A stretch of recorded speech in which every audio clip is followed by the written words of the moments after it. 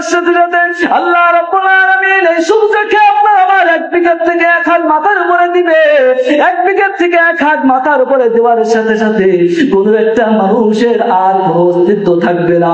আপনার আমার মাথার এই ঘিলগুলো টকবক করতে থাকবে। ইমানদার মুসলমান, আল্লাহর ভয় করো না।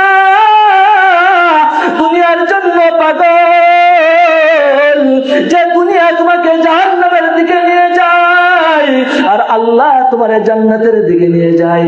ওই আল্লাহর দিকে হও না, দুনিয়ামুখী হয়ে যাও। চিন্তা করে দেখো আমার মাওলা কত রহমান। আল্লাহ রাব্বুল আলামিন বলতেছেন, রহমান, আমি হলো রহমান। কত রহমান, কত রহমান।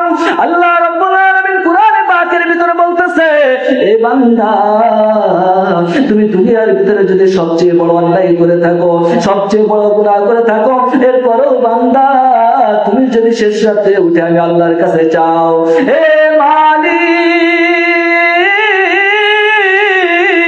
জীবনে কত গুনাহ করেছি গো আল্লাহ, মাফ করিয়া দাও।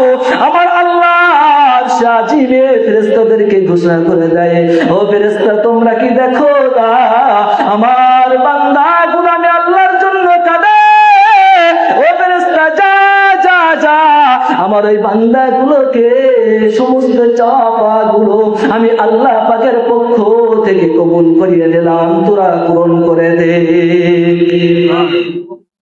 কিয়ামতের ময়দান কায়েম যখন হয়ে যাবে, ও নবীর উম্মতের দল, কিয়ামতের ময়দান কায়েম হয়ে গেছে। সূর্যটা মাথার উপরে চলে আসবে, মাথার খিলগুলো টকবক করতে করতে খিলগুলো পড়ে যাবে। এমন একটা দুরবস্থা হয়ে যাবে, মা সন্তানকে চিনবে না, সন্তান মাকে চিনবে না, বাবা সন্তানকে চিনবে না, সন্তান বাবারে চিনবে না, ভাই ভাইকে চিনবে না।